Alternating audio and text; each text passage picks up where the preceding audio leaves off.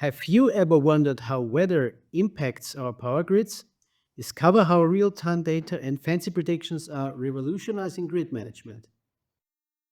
To learn how to reduce the heat stress for power lines, I'll now talk to Dimitris Lagos of the National Technical University of Athens in Greece. Hi, Dimitri. Thanks for And joining. thank you very much. Dimitri, these days it has been again very hot in many areas across Europe, and people are suffering from heat stress. Now it seems that it's not only humans who suffer from the heat, but for example, also power lines are under heat stress. What makes power lines so prone to weather impacts? Okay. First of all, extreme weather events like extreme wind speeds can affect power system lines by dropping poles and shutting down sections of the system. But in the more general way, the weather conditions affect the temperature of the conductor. So high temperature, together with absence of wind and high solar radiation, can increase the overall temperature of the conductor. And if this temperature exceeds the limit, the insulation could fail. So a short circuit happens, and a section of the system is outage and leaving customers without electricity. Uh, to add to that, high current is also the main factor that affects the temperature of the conductor, and it might be at the same. It might occur at the same time with the worst weather conditions. For example, because people can turn on their HVACs, or because we have high photovoltaic generation. Okay. You are working on a system called real time thermal rating or dynamic line rating. Can you explain us a little bit what a line rating is and why it's important for our power grids? Okay, so line rating basically means how much current can pass through a conductor without causing any issue.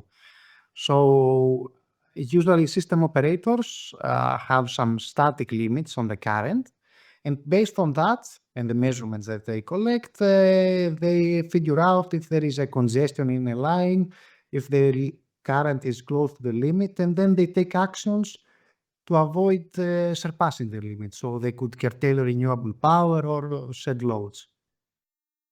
So Mhm. overall, current rating is the maximum current allowed to pass through the line. Okay. Uh, what are the benefits of dynamic ratings compared to static ratings? Can't you just set static limits with a safety buffer of like 10%? Or why does a dynamic rating improve the situation so much? Okay, so the approach followed by system operators is to assume that the weather conditions occur, and based on that conditions, they calculate the current that leads the temperature to the conductor to the limit. So basically, they are using the limit of the line that is computed on the worst case condition. But these conditions can happen like once or twice throughout the year. The rest of the time, the weather conditions allow the conductor to have the ability to accept more amounts of current. So having these higher ratings, it can allow the system operators to identify if there is actual congestion or not. I think there is an example of a TSO in USA that they have seen that they can have a higher rating at least by 10% for 97 to 99% of the time. And they have seen also that by using that rating, they avoid upgrades in their system, and the DLR is only a fraction of the cost of what these updates would cost if they would use static ratings. I see. Can you explain a bit how the dynamic rating technology works? What data do you use to compute real-time ratings? Okay, so basically the data required are the current flowing through the conductor, uh, wind speed, wind direction, ambient temperature, and solar radiation. And there is a standardized procedure by IEEE, but you use these measurements to compute the temperature of the conductor. So you calculate basically using the ambient conditions and the current that you have, what temperature you should have on the conductor, and you can also calculate how much can increase the current without surpassing the temperature limit. As it's basically the dynamic rating. Mhm. Yeah, you mentioned it already.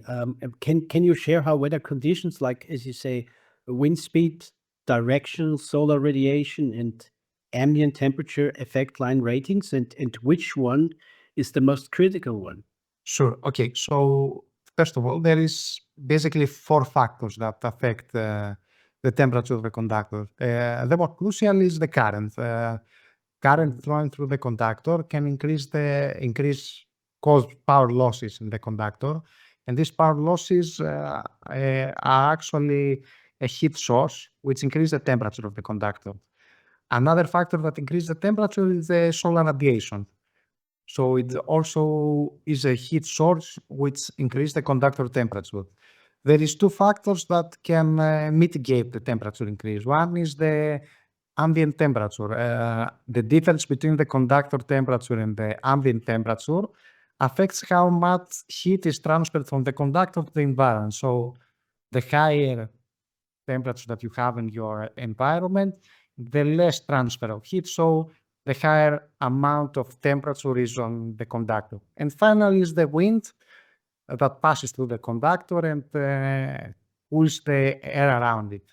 So basically, I would say that apart from the current of the conductor, the ambient temperature and the wind speed and the direction are the main factors that affect its temperature. So it's the more crucial ones for the dynamic line rating. Mhm. Uh, what are the key benefits of using real-time thermal rating or dynamic line rating in power grids? How does it help, for example, in avoiding congestion and renewable energy curtailment? Okay, as we mentioned previously, the system operators mainly use static ratings, and by dynamic line rating, our almost over 90% of the time we'll have line ratings higher than that static rating that is computed on the worst case conditions. So a congestion event that might be calculated using the conservative static ratings could lead to risk curtailment to avoid congestion issues. But by using dynamic line rating, the system operator can identify if there is an actual issue and avoid acting if there isn't an issue of high temperature in the conductor. And it can be also a useful insight also of the actual condition of the lines, how much they are loaded and whether they need replacement or not. Mhm. Uh, Maybe it's an unpleasant question, but does your technology help to delay investments in new infrastructure? Okay, I would say that eventually investments has to be made in all power systems to host high renewable levels. Probably DLR is not about delaying investments, but figuring out which kind of equipment is more critical, which has actual high loading issues in terms of current. So it could point out to the system operator where should focus for an investment in the grid, where it would matter the most. Um, Now, if I'm a grid operator and want to integrate your software into my existing distribution system, how does the integration work? I mean, do I need additional sensors? Do I need additional technicians who operate the software? Okay, so industrial approach on DLR mainly use sensors along the line. So it's sensor on the conductor temperature and sensors about weather parameters. What we are doing in Opportunity project is a low cost DLR approach where there is no need of additional sensors or only a small amount can be installed. And what we have designed takes into consideration existing infrastructure, existing measurements that the DSO collects from its grid to estimate the parameters that we do not measure with the sensors. in order to calculate the DLR in a more costly manner. Of course, sensors would provide more accuracy, and our approach need to have something, let's say, more conservative approach. But overall, I think it will have less cost than an industrial approach. And it is easy for a system operator to integrate it. We all designed it with an API interface where they can send their measurements and get back the results of the software. So I would say there is no significant effort from their side to either operate the software or integrate with it. Okay, fine. At the end, we should look a little bit forward. How do you see power grid technology evolving? And what will be the role of real-time and dynamic line ratings in the future? I would say that the DLRs, Dynamic Line Rating solutions, are already here. I mean, there are companies that have industrial products. There are system operators both in Europe and USA that have deployed such systems.